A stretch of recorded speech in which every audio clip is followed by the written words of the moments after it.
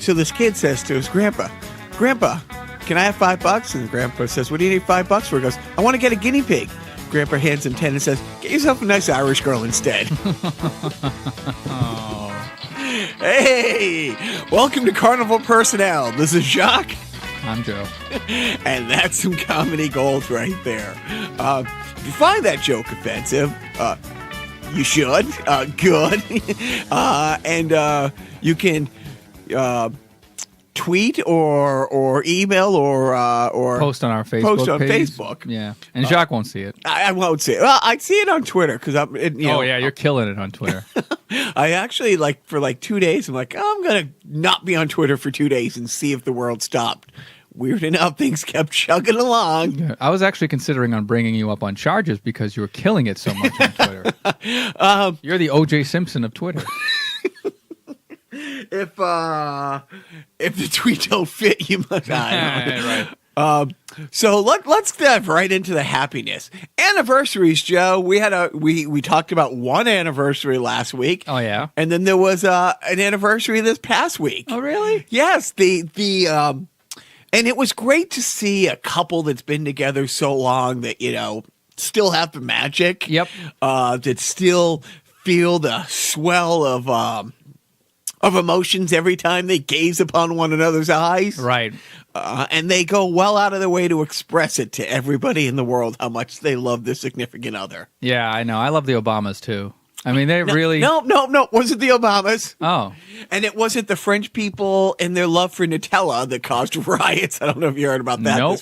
Oh, Save that for later. They had a Nutella riot. No, the people currently residing, the couple currently residing at 1600 Pennsylvania Avenue, celebrated their 13th wedding anniversary this week. Lucky number 13. Lucky number 13. And for a guy who seems to be more addicted to Twitter than 14-year-old girls are to junior high gossip. No mentions by either one. No well wishes to one another. No Throwback Thursday, postings of pictures of themselves together anywhere or mention from either one of them. Wow. That's love. It really, I mean, what did go around is well wishes from a lot of people to them with great just great photos. My favorite one is it's pouring rain and Bloatis is getting on Air Force One, 2 steps ahead of his wife, which he usually, holding an umbrella over himself. Like she's just getting drenched. Right. And it's like, is she also getting splashback off of his umbrella? Right, like just the run up. And it was like, can you imagine like what Fox News would have done if it was if Barack, like you had said, had done. But it's like there's so many great photos where he's like 10 feet in front of her or now, is he 10 feet in front of her or is she 10 feet behind him? Right. Why are we blaming him for everything? Yeah, exactly. Who's initiating the distance? I'm guessing it's Hillary. Yes. Or her emails. One or the other. And so, literally, it was one of those things where, hey, look, if you want to keep your private life private, that's fine, but you don't, and then you tweet about absolutely, Well, he doesn't tweet about his private life so much. He tweets about his innermost stupid thoughts. I mean, he never talks about his kids. He never talks about his wife, unless she's selling a hat. He never talks about, his taxes. He talks about his daughter a lot. Oh, yeah. Well, yeah, he talks of his daughter. Right. But seriously, the guy who likes to take a victory lap on the most minuscule of, accomplishments, Uh-huh. You think he would say, Right. Still married. But anyways, hey, happy anniversary to the happy couple. It makes me question if they're actually even married. Dun, dun, dun, dun. I mean, she is an immigrant. Right, exactly. With questionable status. Yeah, right. And my favorite thing that's come out of the news regarding her this week is I guess she has reached out to the Guggenheim in New York and there was a Van Gogh that she asked if they could loan her for their time in the White House to decorate. The Guggenheim. Guggenheim. Sorry. The Guggenheim was in Three Men and a Baby. and he was fantastic. He killed it. What a year that was for him. I'm a troglodyte. You're lucky I know what a museum is. But seriously, she reached out and wanted this certain Van Gogh that they have on display and wanted it. See if they would loan it to the White House. They said no. However, we do have an art exhibit we would be willing to lend out. And I'm not kidding. It's an artist who had a display of a golden toilet, and it was to represent the absurdity of certain wealth and opulence. the 1%. Thank you. The 1% of the 1%. Right. The Vatican. Thank you.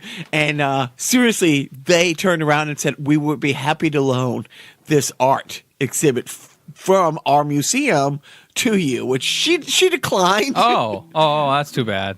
But it was... We have our own, thank you. yeah, 2 would be very tacky, Is darling. this 24 karat? Oh, not good enough. But yeah, I thought... And then to continue the week of... she didn't accompany him on his trip over to Switzerland this week, which was kind of, the same week that your wedding anniversary. Did she choose not to go? Was she afraid that, while she left the country, her status would be revoked? Or is she opening up a anti-bullying museum in New York City now this week? Is there a conflict or what? But have you followed any, what is it, DeVos? I don't want to confuse it with Betsy Betsy DeVos? DeVos. Right, exactly. No, that's the summit. It's I know. You know what? No, I have not followed the Switzerland summit. And basically it's not a bunch of world leaders getting together. It's basically the true world leaders, like the richest people getting together, figuring out how they could squash the little people a little more. And the great thing is... The press isn't afraid to press him over there and ask questions or boo him outright. And from the stage, he was asked some question. I forget which question he was asked, but he's like, "It's all fake news. It's fake news, folks." And the media just... You could just hear it. It was... Was there hissing? There was actual boos and hissing, and then he went on a little bit of a diatribe. Any tomato throwing? Any rotten fruit? Any? No. Remember when the guy threw the shoe at George W? Yeah. What reflexes? Wish we had more shoe throwing. Well, he would.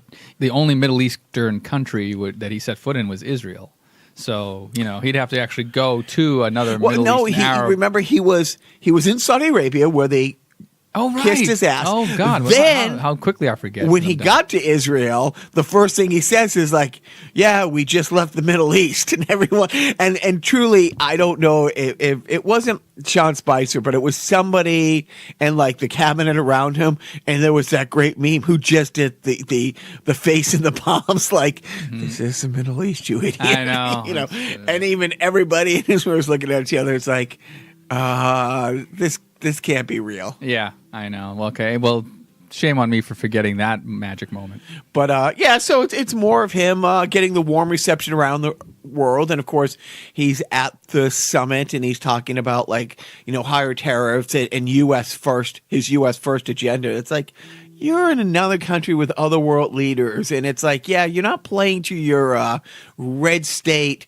I mean, how many people in the states that really love him, like the Arkansas and Kentucky, have never ventured more than a couple 100 miles in either direction? I mean, to be honest, there's a lot of people in Mass that do the same thing. But at least they're in a state that has books that get read. But on a happier note, have you been buried from the news, or have you been following the Olympic gymnast scandal? Yeah, it's pretty gross, and I love how the judge just handed it to him and read back his shitty plea for he thought he was being treated unfairly. Did you hear that? Well, at one point he had reached out. He had written to the judge saying that he didn't want to be subjective to any more of the victims coming and saying their piece, and the accusers having their moment to, in open court, say what he had done and how it affected their life. And he said how hard it was on him to have to sit there and go through this. You're right. Why couldn't they cut him a break? He already pled guilty on porn charges. I think he said something to the effect of like, I had porn from September of '04 to December of '04, and I'm doing, 60 years for that. He should only be doing what? A year because he only had porn for 4 months out of his entire life, or child porn I'm talking about. Right. And the other thing in his letter to the judge, aside from how he emotionally can't keep it together while having to be faced by his accusers, and he also puts in there, but how bad could it be because, they kept getting treatment from me. Right. It was like, sure, what they said I did to them, maybe it happened, but at least I fixed her knee. I mean, nobody's... Right. Well, and it's like, I felt a little bad, and I thought the judge in the Menendez brothers trial should have gone easier on them, because after all, they're orphans. Yeah, I know. So, See? after all, they're orphans. They killed their parents. Yeah, I remember that. 4. But, but the sickening thing is that, and it's just been... Was it the multiple counts of assault? Because that would be a pretty sickening thing. Well... Is there something more sickening? The entire US Gymnastics board has resigned in like about 72 hours ago. And they were getting pressure from everybody because people had come forward. And like last week, I went off on the rant, shock, about the Pope and the scandal and him victim shaming when he was down in Chile a couple weeks ago. This is the same thing. Other people have come forward and had been saying things for a long period of time. And forgive me for not remembering which one of the gymnasts, it wasn't Allie, it was one of the other ones just recently, who it turned out she came forward a few years ago and they gave her a settlement to basically shut up, here's money, we'll take care of it. We'll take care of it. And she has a non-disclosure that she gets fined. And I want to say it was like $100,000 fine. I thought it was like $500,000. I remember you saying this. A bunch of celebrities have come out and said, we're paying.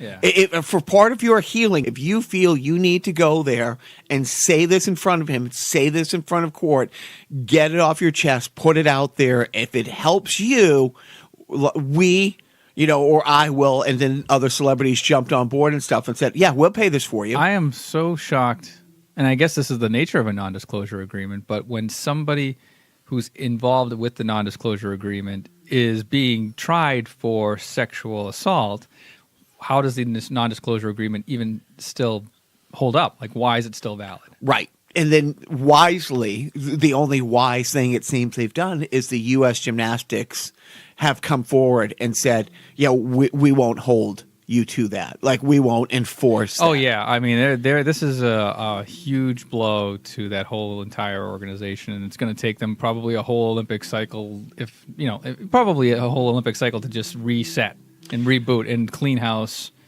start over, heal, hopefully not go fucking bankrupt. And so in the wake of this as well as Michigan State, that's where he was, out of for years. And the athletic director, had to step down and the president of the school or the chancellor of the school, she's like, well, basically saying I'm a casualty because this has been politicized. It's not being politicized. Yeah, it's stupid. Dozens and dozens and dozens of these athletes had been subject to this monster under your watch. And the same thing with the Sandusky thing. You were told a decade plus earlier, that this is going on, and you chose to look the other way because of the prestige that it came with the winning and the sports and all that. And it's going to be a long time. And I was talking to management today, and there's been cries before about raising the age of Olympic athletes and stuff like this, because most of these they're children. Like, yeah, we should make it so that when doctors want to sexually molest their subjects, they should be at least 18. At least 18, right? At least exactly. be legal. Right. No, I agree. Raising the age of the altar boys as well. Yeah. But seriously, this is a sport. And look, by the time LeBron James was 13, 14 years old, everybody knew where he was going to fall in the draft in 4 years. And now and then you get these prodigies in every single sport, whether it's hockey, whether it's tennis, that somebody like 13, 14, Bobby Orr was scouted when he was 11, Gretzky was on the national and international stage when he was 10. He scored something like 283 goals in a 40-game season when he was 10 years old. But with the sports like gymnastics, you're aged out by 18. Yeah. And, most of these performers, it's a fewfold factors. What these girls have to put their conditioning to and their training, the long-term ramifications, they're like wrestlers, the young wrestlers. Well, the percentage of these athletes who can't have children because of what they do and the stress that they put on their body at such a young age, it screws them up forever. And I don't know what the solution is. I know these are problems in every sport. And it was a good 15, 20 years ago. It wasn't when you and I were kids. Or maybe it started when you were a kid. It wasn't around when I was a kid. But in baseball now, you can only pitch so many innings a week. It's interesting you're bringing up the age of most of the competitors in gymnastics because it's making me actually think, what other Olympic sports have such a low age limit? Right, where the stars, the biggest of the biggest stars are age is 14, like 14. 15, Yeah, 16. What other sports are there? Is it because it's mostly predominantly, and if not all, female? Is that why? I mean, are there other female-oriented sports in the Olympics where there are younger athletes than the average in other sports? Yeah, because the men's gymnastics, they tend to be like college age. Yeah. Right. So is this sort of like all born out of some weird perverted kind of thing where, back in the day, Olympic audiences wanted to see young girls do these kind of moves? I mean, that could be very well the case. I know in Qatar, they hosted the Asian Games in 2010. And the country wasn't ready to host something of that magnitude yet. And they'll be fine for the World Cup in 2022. But all the venues, they didn't have the same venues and sports science and all these stuff. But the Asian Games did not draw very well. It was they wanted to get on the world stage kind of before they were ready. The only events that sold out was women's volleyball. Oh, yes. And gymnastics. Yeah. And because it's such a repressed thing, where it's like, the athletes have to basically be competing. Right. This is the one sanctioned burlesque show. Right. So, no, on a larger scale, listen. And look, again, is it because of the flips or because, look, most of the gymnastics, too, they're closer, I'm not a big person. I'm 5'8", and I tower over most, gymnasts and stuff. And you're talking they're, 5 feet, 100-pound little girls. It would be hard for an adult woman to perform such acts. Yes, because I mean, they, if they develop breasts and stuff like that, right. Seriously, the mechanics and the balance. And look, I mean, I don't know enough about this to literally go off too much, but I do know that what they're doing to their body, and it's the same with boys or the same with any athlete. They're starting to get smarter about that.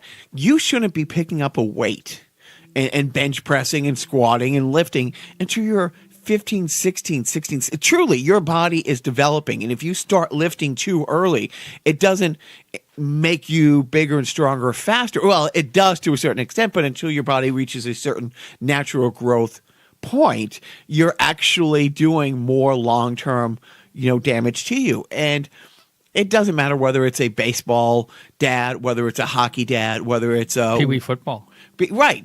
When you push your kids too much, too early, and these Olympians, most Olympian athletes, that's their entire life. We're talking, and they make a living off. Well, they do, right? They do. They don't. Not They're somebody does. Like how does a gymnast make? You can't make any money. Yeah. You can't be paid. I mean, they cash in on their celebrityism afterwards. They get the cream of the crop, get the endorsements, but everybody else is just like, okay.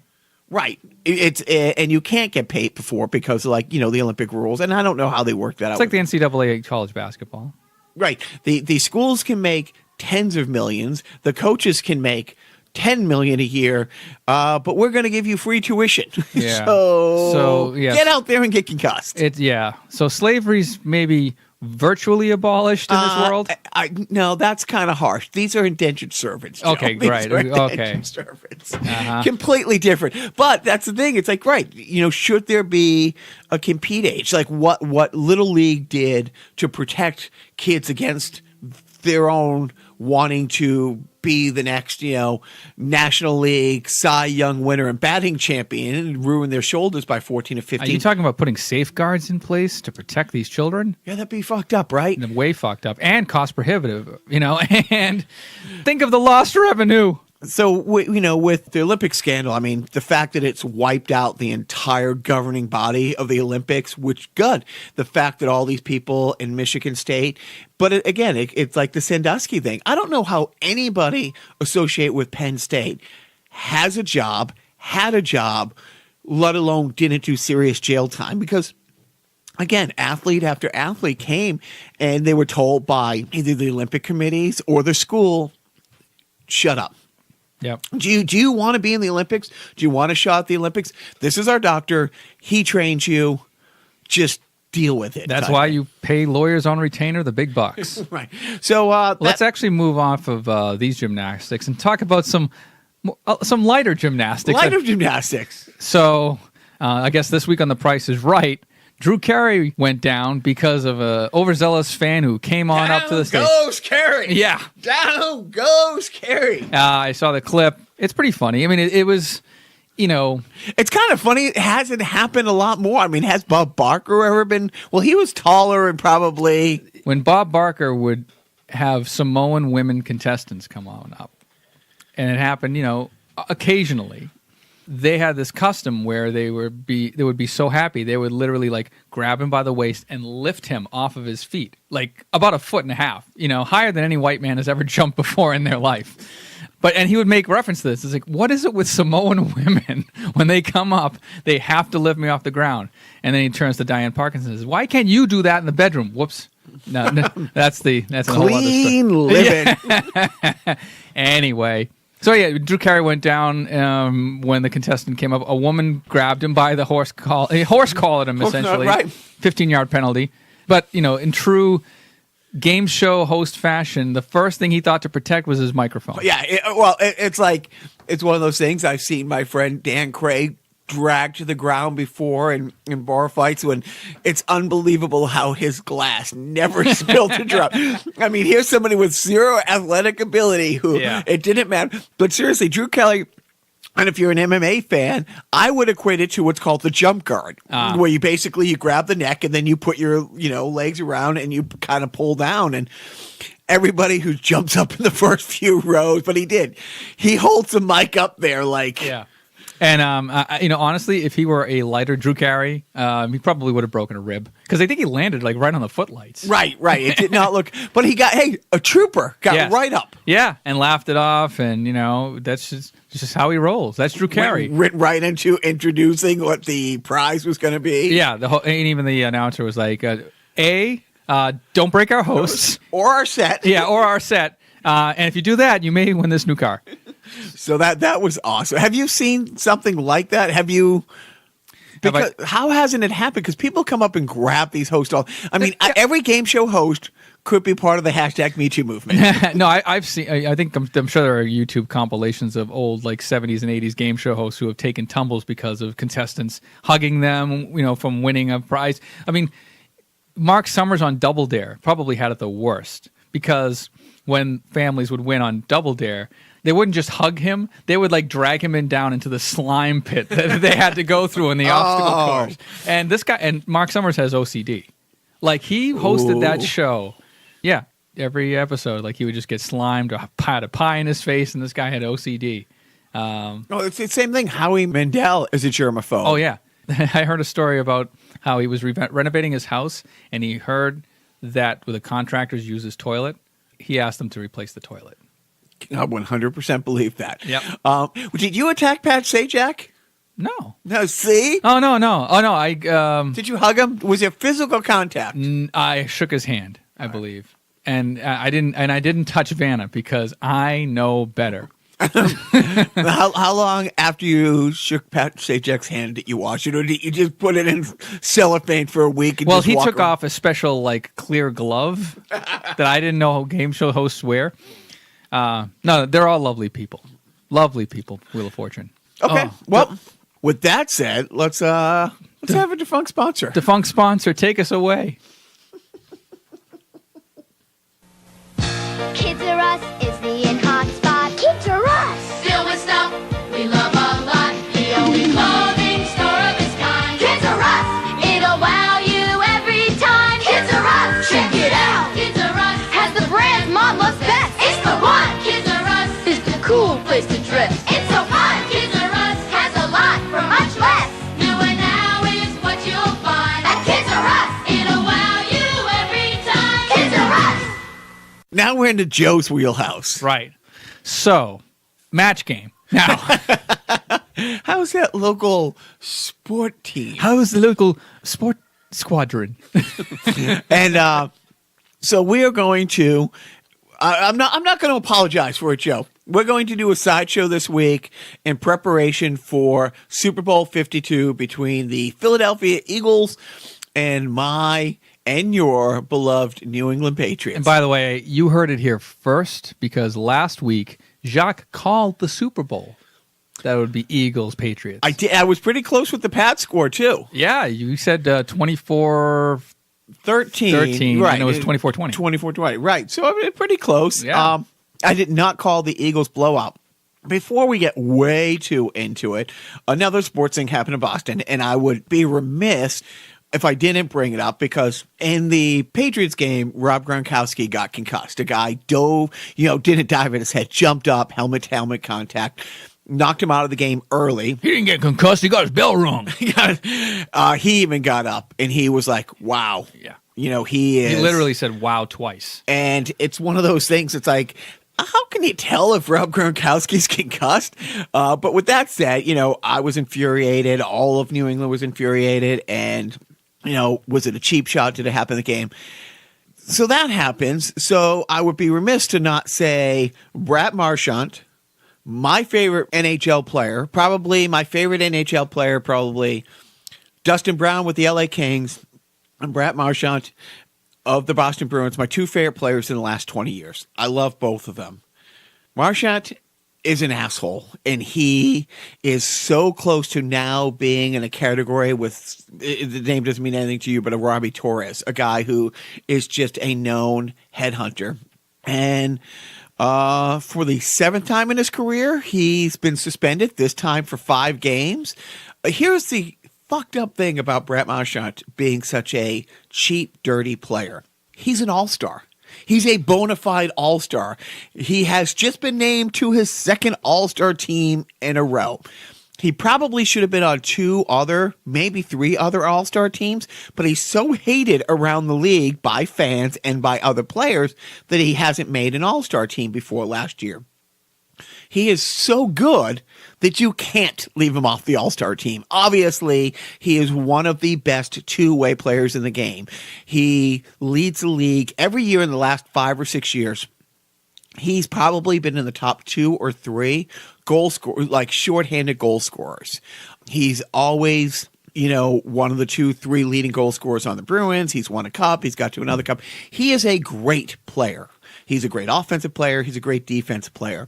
I said it a couple of years ago, Ovechkin, who probably is the best pure scorer in hockey in 20 years himself, 2 years ago, I think it was 2 years ago, he was 1 point away from being the only person in hockey history to lead the league in scoring and have the worst plus minus. Like he is such a defensive liability.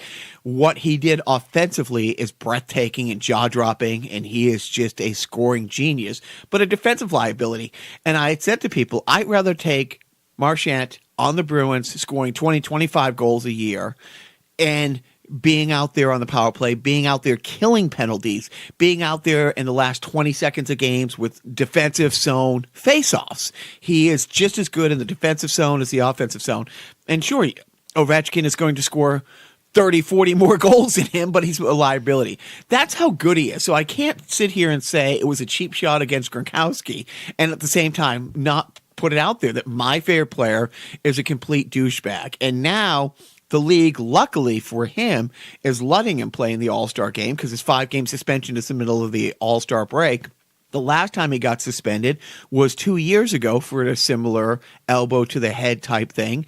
And he missed out playing at the Winter Classic at Foxborough Stadium. You know, I mean, because it was the outdoor game between the Bruins and the Canadians, and he did not get to play in it.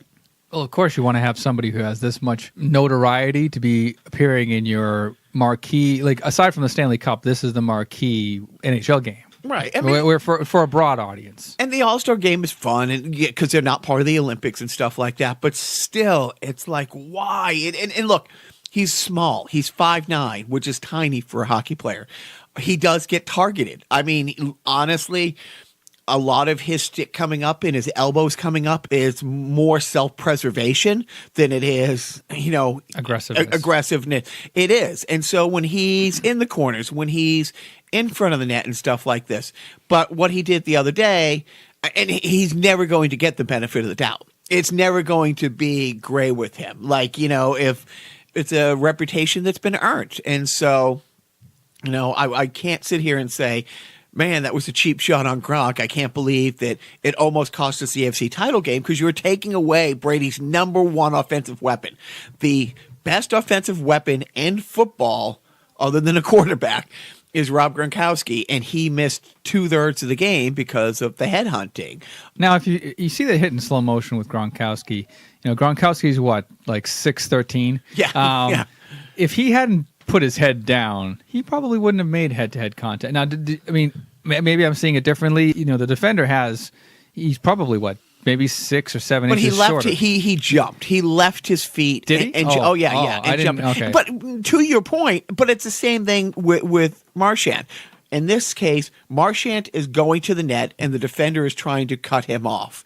And as the defender is reaching out to block Marchand, you know, from the passing lane, and Marchand jumps up over his stick, he clearly puts his forearm right up at the guy's head. Now, granted, the guy's 4 inches taller than him, and if he wasn't like leaning forward, maybe his elbow. But even though it was bang bang, and the same thing with the hit. Yeah, with Gronk's hit, but honestly, you're not going to tackle him up high. Like, you're not going to tackle him by the head. So it's like, and granted, like people say, oh, well, if I go after his knees, I'm a cheap shot. So, you know, you got to hit him between the numbers eventually. Right. And 2 years ago in a game in New England against Seattle, that knocked him out of the season, Cam Chancellor, he went up to catch a ball and he got him square right in the chest, shoulder pads, broke a couple ribs, knocked him out, punctured his lung, you know, and not that I want that to happen, but look, you don't have to cripple a guy's knees or jump up at his head. Yeah. So, and again, I can't say, oh, look at this cheap shot who took Gronk out. Oh, by the way, everybody who plays on the Boston Bruins is pure as a driven snow. Yeah. All right, well, you know. So Marchand got a 5-game suspension, and who was the guy who did the hit on Gronkowski? Because he got fined $25,000. He got fined that. You know where I don't think we're going to be seeing cheap shots like this? Where? The XFL. Oh, you're going to bring up the XFL. I'm going to bring up the XFL. You excited? Yeah, am I? I mean, I got to wait a whole 2 years. Did you see the announcement? No. You know what? It's funny. The guy who wrote the book that we reference on our random video game review, Pat Contry, he also does another podcast that's not gaming related, and he brought up the XFL. I just recently listened to it, so I listened to like 20 minutes on the minutia of the XFL. So anything we say here has already been said by the great Pat Contry, who you should listen to. But it's interesting because it's all over the map, and it wants to be family friendly. Now, what was funny about that is the last version of the XFL went completely in the other direction. They were going for stripper cheerleaders. Yeah, I remember. Of course, the first week, and then second week I didn't really watch too much. I thought it was fine. I thought it was fun, and it was brutal. I remember it's one of those things where it's like, what? It only lasted 1 year. You know, we should next football season, along with our This Week in Boston Breaker of the USFL history, go do some XFL stuff. Oh, wow. This year in XFL history. No fair catches. Right. Well, they had to do that I guess, halo, where like the defenders had to sort of like circle, kind of like ninjas in a movie. Like they circle a guy who's about to catch the ball, and then they can attack. No fair catching. I remember that. they had this thing where instead of a coin flip, they basically put a ball on the 50-yard line and had Like a scrum. had a player from each Like team capture the flag kind of. right, and whoever came up with the ball, his team got the kickoff. And what's really funny, whether it was the ABA in basketball, or whether it was the WHA in hockey or the XFL, they got chastised for being a gimmicky league, Like the poor man's NFL or whatever. but then as soon as those leagues got folded, how many either teams, players, or rules came over? One of the things about the ABA in basketball, 3-point shot. And that, the ABA event essentially merged with the NBA. right. 5 teams came over. Same thing with the XFL. The XFL was run out of town on a rail. It was, but the USFL, we talked long and hard about that. It was like, first of all, one of the things that was the USFL downfalls, Donald Trump. We all know that. No, but it was successful. They had great players. They were doing well, but They got greedy. No, Or he got greedy. He got greedy, and at the same time, the NFL, there was collusion, and the NFL went to the broadcasters and said, if you can't show both. And the NFL was still the NFL. Yeah. And then when it went to the court turned around and said, yep, they colluded. $1 damage was awarded. Like anyways. So what about this? But with the XFL, one of the things that was innovative is the camera angles. And that, like, now you see it all the time, come flying by sometimes, that camera on the cable that goes all the way down the field. Right, it's like the Madden video game view. Like if you've ever played Madden, it's behind the quarterback. You can see the play developing. That was an XFL. I didn't know. I thought that was an NFL innovation. Nope. It was, and that was one of the things they were trying to innovate the game at the same time innovate how you see the game. Next, you're going to tell me that they invented NBC it. I did no, like that's like, come on, I get it. I mean, some of the stuff that they do, you could have thought about doing 10 years ago, but you didn't have the render power to do it in time, where they do the 360 around the That's players. Awesome. And it's like, what about the one where they go into the helmet of the quarterback? Did you ever see that one? They zoom in on the inside the quarterback helmet, and you can see what they're saying. Yeah, it is crazy, and then in real time. And now, like this past couple weeks, they're like, you got 5 receivers, and you can see all the routes being drawn out instantly. And it's like, whoa, is it mini trackers in the helmet? Is it mini, and again, there was I don't know if you remember, for a short time when Fox had the NHL on the national level. That was annoying. It was annoying. We're talking about the Fox puck, yeah. The Fox puck where it would leave like this streak, and the faster it went, the redder it got. Right, and different sounds. Well, it was like an NBA Jam version of. It was. It got too gimmicky. Well, here's the funny thing. It's like, I don't know when it started, but with all the different networks, there was always the fight or always the eye candy or the graphics, whether it be the scores or the different breakdowns. The funny thing is, I don't remember, because it's been so long, football without the first down marker.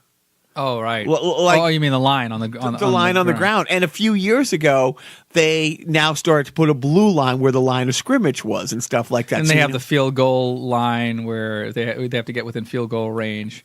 $1 jillion idea, NFL. Find a way to project different sponsor logos on the jerseys of the players. Don't. Because they'll get there. Even in between plays, you can switch up the sponsors. Why aren't there? There should be advertisements on the grass. They stop, because there are. But back to the XFL. So they got 2 years. They want to be family friendly. They didn't say they're going to. They said it without saying it, that players are going to have to stand for the national anthem. No criminal records. They want high character people and good players. Now, another shout out to Pat Contry, who I mentioned. He brought up, I guess there was a reporter that immediately shouted out, so what about Johnny Manziel? Because he has a criminal record. Yeah, DUI. Right. I think on his Twitter feed, Johnny Manziel said XFL 2020, hashtag XFL 2020. Like, he's on board for potentially being a star quarterback in the league, but, oh, okay, so he's a white guy. He gets a pass. Right. No, we didn't mean white guys with DUIs. Yeah, we meant black guys with weed. Right, exactly. Now, let's peel back the onion one more level. Let's go into conspiracy world. A lot of talk this week on the local and the national sports chatter has been about, okay, so did Vince McMahon waiting for his opportunity to bring this back? Or was he watching like Bloatus attack the NFL, make a huge thing about the ratings being down, make a huge thing about standing for the anthem? Because everything that he basically brought up, he's directly appealing to the people that Bloatus is saying aren't watching the NFL. And this is what these criminals out there, black people, these low character people who don't love our military, black people, and are they specifically going after the Bloatus base? I think you're right, because we all know that Donald Trump has a history, a kind of a favorable history with the WWE, right? Oh, right, buddy. I mean, how many WWE things, how many SmackDowns was he in the ring for? Right. I mean, so, obviously Vince McMahon, huge Trump supporter. His wife, by the way. Yes. Oh, my God. Now, wait, I'm confusing things. Now, I haven't watched wrestling in a long time. So this is Vince McMahon Jr. Or is this senior? No, this is him. This is senior. Okay. This is the end all be all The of the OG, WWE. okay, Yep. OG Vince McMahon, because there's Vince McMahon Jr. that runs the WWE, And his wife is, a big wanted to be politician in Florida, or is it Florida where she ran? Right, and Trump has been a huge backer. Right. So is it a coordinated thing, or is it Vince McMahon seeing an opportunity that he opened? Now he's putting up $100 million of his own money, and here's the next level, which isn't of a that. lot, apparently. Not the crazy thing in their world. No, Well, for a football league. but he'll have other backers. What did he say? He's going to have 18. Was he going to get Papa John's? No. But he specifically is going after all the people that Bloatus has turned off to the NFL. Now, here's the hysterical thing. Yes, the ratings are down a great deal in the NFL, a great deal across the board. Here's 2 fun facts about it. In the year 2017, worth a Google, 27 of the 30 most watched event in 2017 were NFL games. Right. Ratings are down across the board. Right. Ratings are down in the NFL because ratings are down in television. So if you had 10 people watch an NFL game or a Sunday Night Football game last year, and this year, let's say you had 8, ratings were down 20%. 2 fun facts, they don't count streaming into the viewing. So how many people watched it on different streaming platforms? Secondly, how many people watched the Red Zone, watched the highlights? So the ratings for the NFL Network are great. Yep. Or great for what a second. Long story short, the NFL is not hurting in reality when it comes to viewership. Right. So, like we said last week, had the awfulness happen, and you have Blake Bortles and the Jaguars play the backup quarterback of either the Vikings or the Eagles, the Super Bowl ratings would be down. So instead of 120 million people watching, there'd probably only be 100 million people. It would only be the most watched show by 30 million people, not the most watched show by 40 million people. So depending on how you want to look at it, yes, the ratings are down, but they're not, like, the NFL is not hurting. Is there revenue being damaged by said ratings being down? Not yet, but the next TV contract, it might take an effect. But at the same time, okay, NBC, CBS, ESPN might pay a little less, but what is Hulu going to pay? What is Netflix going to pay? Is Netflix going to get into the sports live streaming? Yeah, I mean, Amazon would definitely be up for something like that. And they have. Like, Amazon has been showing live games this year. Yeah, and they right. I think Amazon is probably more on the cusp of being the leader in live streaming. It might be Amazon. I'd have to go back. One of the London games this year, only broadcast carrier was Amazon. Mm-hmm. It's Amazon worldwide. But the funny thing is, it's like, is Bloatus in on this? I don't believe so, because he doesn't play the long game when it comes to this. But I think Vince McMahon saw an opening. Oh, yeah. Yep. No, I agree. I think there would be no rebirth of the XFL if Hillary were president of the United States. I don't know. It's going to be interesting because they have 2 years to figure it out. But at his press conference, it was, we're going to be all things to all people. We're going to have a faster game. We're going to have a family-friendly game. We're going to have this. We're going to have this. We're going to... Fewer penalties, maybe? So you're going to have a friendlier, more safe game with fewer penalties, maybe. One of the things that they're talking about is only 20 seconds, between plays. So instead of 35, 40 second play clock. Right. So basically you have to have a college hurry up offense, kind of format to it, So and maybe that's it. And less timeouts. How about less no TV time? Well, he said that in his press conference. It's like maybe no TVs, maybe no commercials during the game, but a half-hour halftime, and more commercials during halftime.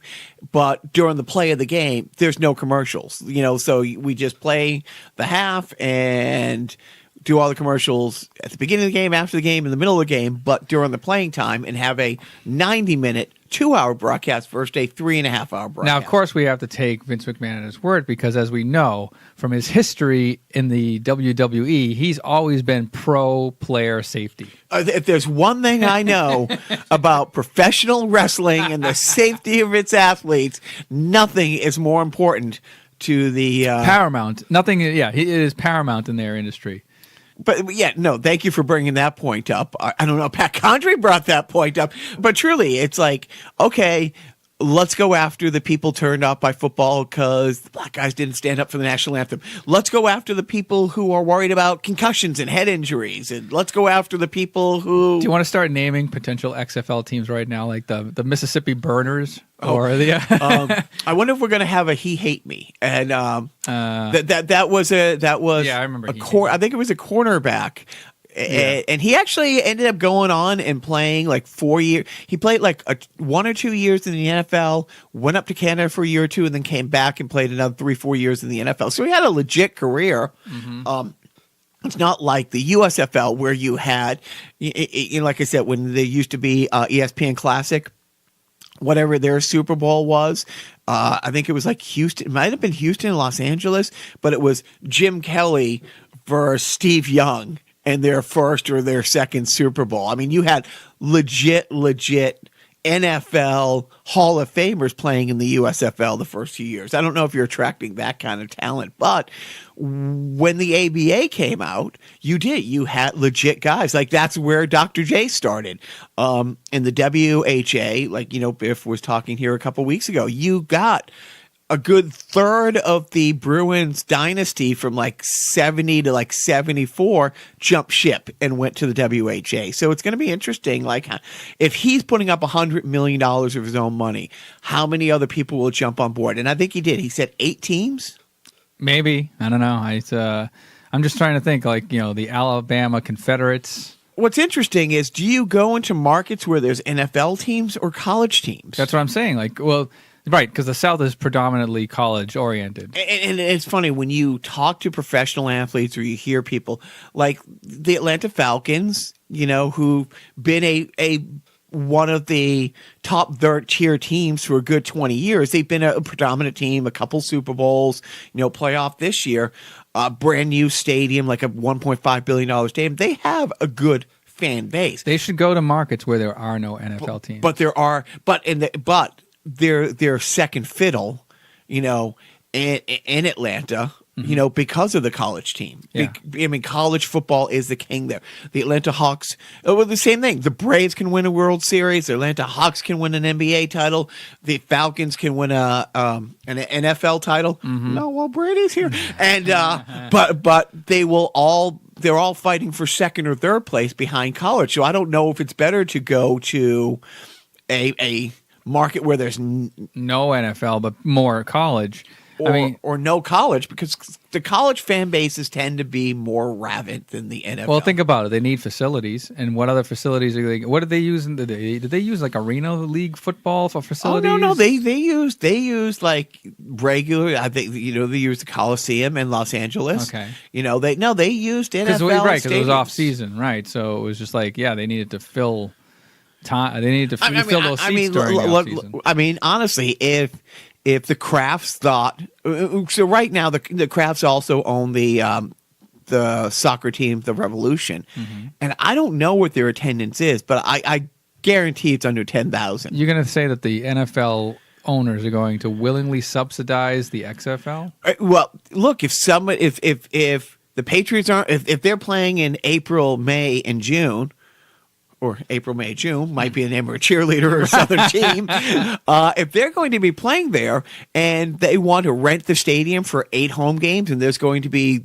30,000 people at a the new Boston Breakers of the XFL, and they're going to use Gillette Stadium. What the Crafts be like? Yeah, I mean, they're just going to treat it like a Kenny Chesney concert, kind of like yes, whatever. Seriously. I mean, let's face it. Do the LA Rams are building their new Mecca $1.5 billion stadium, and one of their tenants is going to be the Los Angeles Chargers. And yeah, they're competing teams in the same market. But on the other hand, look, here's 8 more Sundays that will have, if the Chargers are good, 30 to 50,000 people in there, parking, concessions, all that stuff. I mean, same thing, the Jets and the Giants. The Jets used to be a renter at Giant Stadium. You think Oakland would be accepting of an XFL team? That's a great, because they're losing the Raiders. Yeah, that's what I mean. Are we going to see a San Diego sloppy seconds? Well, that's funny because it's like probably the most popular XFL team was the Las Vegas team. Now here's another thing. What if so just recently, by recently, I mean this week, the commissioner of the NBA has come out in favor of gambling on NBA games, and flat out said, the NBA wants 1% of every legal bet placed on basketball. He wants gambling because he knows it happens. The action, essentially. Yeah. Right. Just like he wants his cut.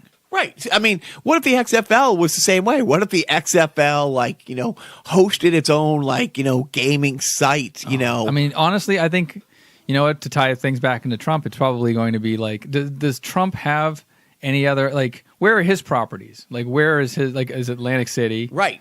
Florida. Does he have anything? Well, he was trying to build that one in Russia. Yeah, that's what I'm saying. Moscow. I think, why is the XFL only going to be tied to the United States? Or is it? Why? Yeah, why won't there? Oh, that'd be great to have a Moscow Ruskies or something. Right. Anyways, I think we've beaten this to death. The sports thing. So, what time is it then? Oh wait! You know what? Do you want to do the random video game review, or do you want to get into movies? Because you finally saw Last Jedi. I don't know. I mean, honestly, to get into it would be to spoil it for our audience. We can't really. That's the thing. It's been out for 2 months. Yeah, and I just saw it. Right. There could be other me's out there. No, please. Worse off. Please. There could be other people who have not seen Jedi who say, if it's still in the damn theaters. Sir, there's people here to see you from charities. Hey, by the way. Send them away. There's much more needier people than me. No, they want you to give. Oh. So, but, I wanted to buy Jedi tickets yesterday. When the nicer reserved seating at the AMC theater, and they didn't have the seats available, the desirable seats, all the good seats were taken. There were people going to see this movie. When we went to see it yesterday, there were about a dozen other people. I mean, right now, is it a top 5, top 10 movie in the theaters? I don't know about maybe top 10. I don't know. Yeah, maybe top 10. Yeah, I mean, it's still out. I mean, it's movies usually have a 3-week tops cycle. I mean, this has been out since right before Christmas, so a week or 2 before Christmas, and that's 6 weeks ago. All I can tell you as far as movies in the theaters now, on date night with I'm trying to think of who. My parents. Who you had a date with? My parents. My parents took my little guy to see Jumanji, so I dodged that bullet. Wow.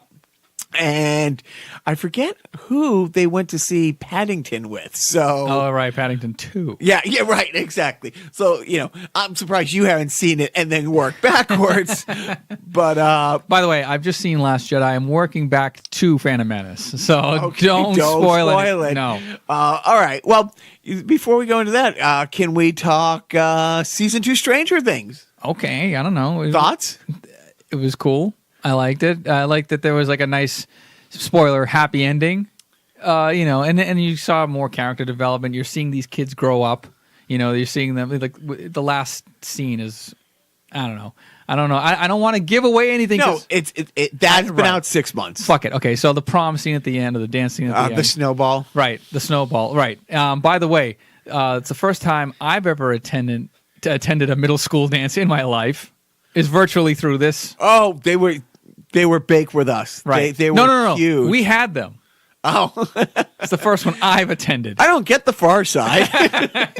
But it was cute. It was nice to see the budding relationships between the characters. What is fun is because season 1, Mike had promised to take, 11, now Jane, Yeah. to the snowball thing before, it all went down with the Demogorgon. Right, and then she went to the upside down. Yeah, now it's come full circle. And I just I like that Dustin is like, just So great.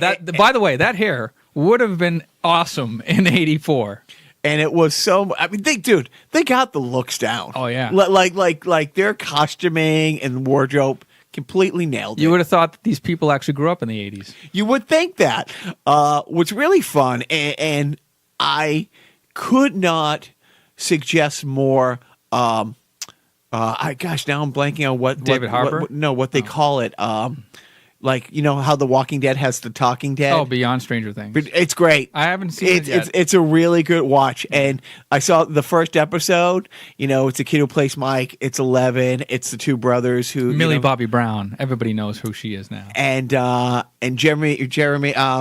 Who hosts the show? He was on Community. Oh, Joel McHale. No. He was a principal on Community. Bald guy. Anyways, Yeah. you see it. It's fantastic. And they were talking about the whole snowball thing and how, because seriously, there was a couple first kisses. All right. In real life. Yeah, like their their first first kiss kiss, yeah. was and which was really great.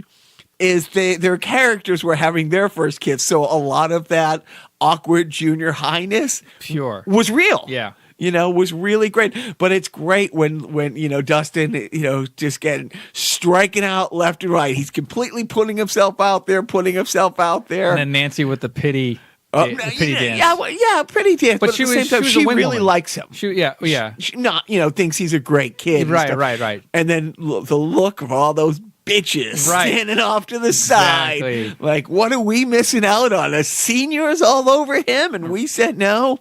Seriously, that was great. I can't wait for '85. And by the way, easy peasy. Sean Astin. Oh, dude. Honestly, so my little guy is 7 and loves it. Well, the funny thing is, because we saw the Goonies this summer together. How great was it when he's looking around the room and he's like, oh, it's like a treasure map. Yeah. Yeah. All those little Easter eggs. Yeah, those 80 geek out moments. Yeah, I love it. But I expected him to bite it in the final episode. I didn't expect it to be the second to final episode. Well, that's what, there's a couple of those where they get you. And, dude, how great was he? Oh, yeah, no, he was great. Bob, that character. He was like the nerd. Like, his contribution to the group, was obviously massive. Like, he mapped out the fucking entire lair of the Demogorgons. Right, he figured out where that X was taking him. Yep, and but then, at the very end, we have to reboot the system when power comes back on. Does anybody else here know BASIC? And I know what BASIC programming language was because I was a computer nerd back then, and still am. But I was more so then, and I was like, oh, gee, this is funny because why would they even use BASIC to be running something so complicated? But, whatever. It was great that he worked at a Radio Shack. Oh, yeah. Has Radio Shack been a sponsor? Yeah. It has, yeah. No, and I don't know because it's not officially out of business. Right. No, but I love that he was the tech geek, who had things turned the corner, has he not died, he probably would have been cleaning up in the town because he was selling the camcorders and all what became like the big staple tech at the time. Well, that's actually, speaking of camcorders, you see Jonathan, who is always about still photography. Towards the end, he has like the JVC camcorder, and he starts, moving into videography and staying in the Stranger Things world and jumping out of it at the same time. You saw Hopper is the new Hellboy. Oh, David Harbour is a new Hellboy. Yeah, that's fitting. And he and by the way, you know this as well as I do. He's killing it on social media. Oh my gosh, he seriously. I mean, girl reaches out to him and says, "How many retweets do I need for you to take my high school photo with me?" Right, and he said something low. It was like 25,000. 25,000 was not a lot for the fans that are following him, and like I think it was like less than an hour or something. He got 25,000 retweets. Did you read his stipulations? Stipulations, right? It's like he goes, "Yes, but I have to be wearing the school sweater and I have to be holding a trombone." and please Google this because they're awesome. He says holding, a trombone, and there's like 10 different photos. Well, there's the AB. You have the two, there's like the screenshot of the proposed stipulations, and then the next screenshot is the actual photo. And there he is holding a slide trombone. And then somebody said, would you be the official at our wedding? Right. And he says, okay, I'm going to make this harder. 125,000 retweets. But, it would have to depend on season 3's shooting and whatever. And then it's like... And I get to read a poem of my own choosing. Yeah. So, but then it's just like 2 hours. Right. And he goes, God damn it, Twitter. So, I mean, that was fun. That was awesome. And back to him being Hellboy... I don't know how I feel about it. I loved Ron Perlman. Yeah. It looks like Ron Perlman. Like, whoever did his makeup, it's like... Well, they have similar facial structure. Not Ron Perlman, who, by the way, said he'll do a cameo when Hellboy freezes over. So he's not How many retweets to get him to do a cameo? That would be great. But yeah, so finally, we get to talk a little season 2 Stranger Things. I think it was great. One of the things that I was a little... I don't know if disappointed. At the beginning of the season, before the season started, there was posters. One of the boys got a T-shirt with 8 and 11 on it, and I thought 8 was going to have a more profound, a bigger presence than the 2 episodes. She might come back for season 3, but I think she was she basically was the bad version of what 11 could have been. Like she was a murderer. Where she was like a vindictive murderer. Like she wasn't doing anything. Like 11's killed people in self-defense, Big difference between hunting down the people who wronged you. Right. But she also got 11 to open up and become, a more mature and also help her open up her abilities so that she could close the gate at the end. How badass was it when 11 comes back? When they're in the cabin, and she comes just in, pans up, and it's her, and she's like all decked out, and it's she's out of a Pat Benatar. I was gonna say Pat Benatar. I was like, am I going Pat Benatar or Joan Jett?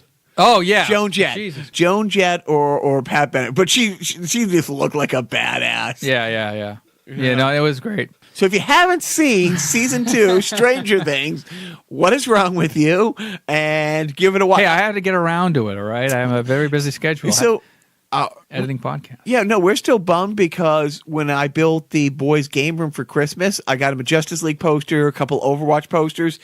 Every, those poster racks that they have at Target and Newberry and stuff like that, where you just fan them back and forth. All even now, we were there a couple days ago. There's 2 great Stranger Things posters still sold out. So, fail. Amazon. What the fuck is wrong with you? Why are you still going to brick and mortar stores? Get with the 21st century, man. No. Start eating some Tide Pods. Let's go. Yeah, Tide Pods. That was on the list. Yeah, we should have covered that when Gronkowski was a top. Before Gronk, got concussed. I didn't know he did a PSA. Oh, have you seen it? No, I didn't do it. It's very simple. It's like Ty released it as a PSA, but I think Gronk's brother Chris probably, who follows me on Twitter. That's right. I'm followed by Gronkowski on Twitter. It's just him in a laundry room saying, no. this is for the washing, not for the eating. No, and it's like, it's this 30-second of him saying no, which, like I already said, it's like, how can you tell if he's concussed? And two, when he's the voice of reason. Yeah, I know. What kind of a world are we living? We are in the upside down. We are in the upside down, and we're also in a world that is going to do a random video review of the week. Okay, because it's officially Tuesday by now. Because this has been a long podcast. Or a short one, depending on how I edit it. So Jacques going to my... I'm not, no. No, yeah, right. Not, anything in this section here. Anything that is below the erasers, but not the chiclets. So he just grabbed a game off the shelf. I see where he grabbed the game off of my Nintendo Entertainment System shelf. It's somewhere in the B's. I'm not looking to see what he pulled off. Is it a baseball game? It is. Is it Base Wars? It is. Oh, it was a bases loaded game. I thought it was already up there. Oh, shit. I can't see so good. My eyes aren't so good. Is that? Yeah. Johnny Cobb over there. Yeah, I know. Bases Loaded 2, the second season. You know, it was the follow-up to the classic Bases Loaded. Everybody loves Bases Loaded. Jim owned Bases Loaded. I probably have Jim's Bases Loaded up there. This was the sequel. It's probably not as good, but the overall delivery of the second season, I think, may not have been as good as the first season. It was the first game where you could see like the view as you would see it on TV from behind the pitcher versus like an older, like Atari, you would see the entire field. Like you couldn't even see faces on the Atari. And then in the earlier Nintendo baseball games, you would see it still top down where the catcher is at the bottom and you can see the entire infield. And then there were games where you could see it from behind the catcher. Not the best baseball game on the Nintendo Entertainment System, but had sound where it would say, you know, strike, ball, you're out. And if there was like a bad call, somebody would say, you bum. Like it was weird. But, you know, I would say this was a sufficient follow-up to the classic Bases Loaded game. I'm going to give it 3 stars. What did Pat give it? Interesting. Let's see. Pat Contry gave it 3 stars. Yeah, same as he gave for Bases Loaded. It's the second entry in this baseball series makes both positive and detrimental changes. Oh, see, no improvements. The original 12 teams are back with players and stats with strengths, weaknesses for players, and the full season pennant mode returns via password. Behind the pitcher perspective for batting return. Like the previous game, once a ball is hit, perspective changes. However, the odd choice to mess with the traditional fielding perspective by rotating it 90 degrees is unwelcome and disorienting. So plug our sideshow. I'll plug it, and at the same time, will not be offended if no one listens, because it will be a half hour of all Super Bowl talk, heavily favoring the Patriots. I assume we haven't recorded it yet. It's the Patriots Eagles Super Bowl 52 preview show that you need. We will be talking a lot of the prop bets. Yes, we will talk some of these prop bets on next week's. No, we won't because it's this week's sideshow. But we'll record next week's. We'll record next week's Carnival Personnel before the Super Bowl, but it will air after. Oh, right. But this week's sideshow will all be about it. Stay tuned for all the updates on the Justin Timberlake prop bets, such as will NSYNC appear? Will there be a wardrobe malfunction? Will he play a Prince song?